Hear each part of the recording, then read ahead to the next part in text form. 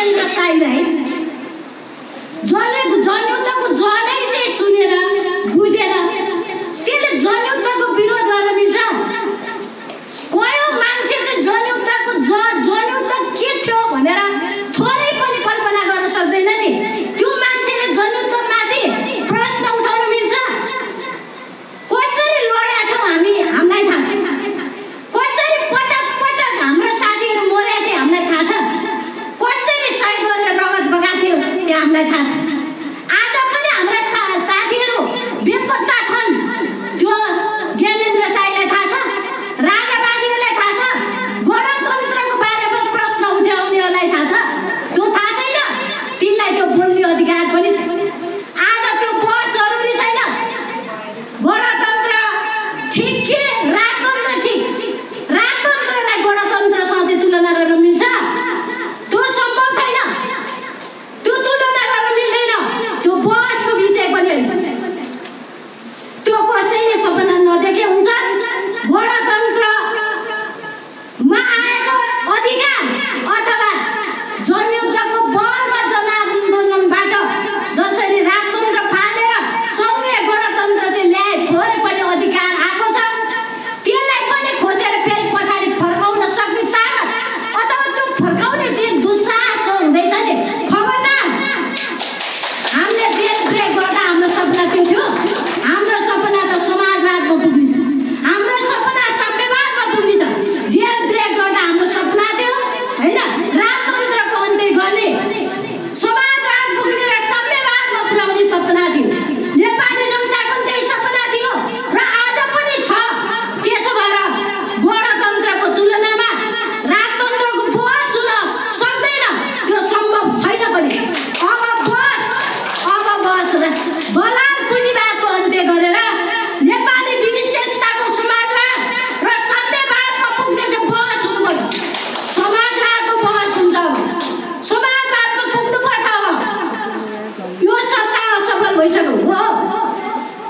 यति ठुलो बलिदान गरेर यति ठुलो त्याग ठुलो सपना सहित जसरी जनताले जनयुद्धमा जनआन्दोलनमा सहयोग गरे नि त्यो अनुरूपको काम भएन। त्यो कुरा सही कुरा। नेताहरूले त्यो गर्न सकेनन्। गणतन्त्रले पनि त्यो पुऱ्याउन सकेन। तर यो होइन कि राजतन्त्र सही थियो, यो बेठी थियो। त्यसो भएर यसले पनि पुगेन। यसले पनि जनताका समस्याहरू हल गर्न सकेन। अब समाजवाद ल्याएर मात्रै सम्भव छ। मलाई के लाग्छ भने जेल ब्रेक गर्नुको हाम्रो उद्देश्य जनतालाई मुक्त बनाउनु थियो। जनतालाई अधिकार सम्पन्न बनाउनु थियो। महिलाहरू आज पनि चाहिँ के भने बलात्कारित हुने सपना हाम्रो थियो थिएन। आज पनि दलित भनेर जनताले जिउँदै जल्न पर्ने त्यो कल्पना थियो थिएन। आज पनि कोहीले खाइरहने, कोही चाहिँ रोडमा सुतिरहने त्यो असमान्तर विभेदको निम्ति जेल ब्रेक थियो थिएन।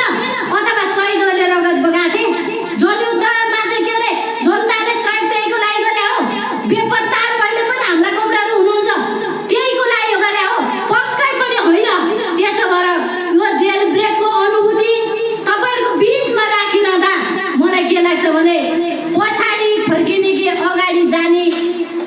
अब गणतन्त्र ठिक कि राजतन्त्र ठिकको बहस भनेको त्यो गलत बहस। यो कुनै आवश्यक बहसै होइन। अब दलाल पुँजीवादको अन्त्य र नेपाली विशेषताको समाजवाद अहिलेको आवश्यकता हो भन्ने बहस चाहिँ अब अगाडि बढ्नुपर्छ। जबसम्म जनताको सत्ता आउँदैन, जनताले मुक्ति पाउँदैन, तबसम्म म जेल ब्रेक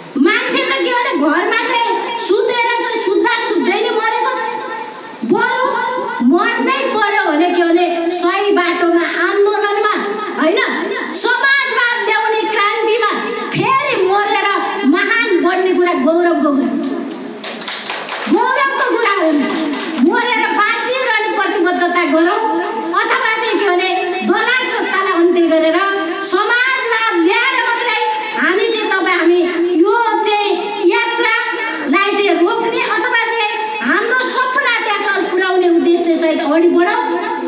अग्रपङ्क्तिमा फेरि पनि आन्दोलनले आवश्यकता चाहेछ भने बलिदान दिन तयार छु भन्दै मेरो विषय टुङ्ग्याउँछु। हस्।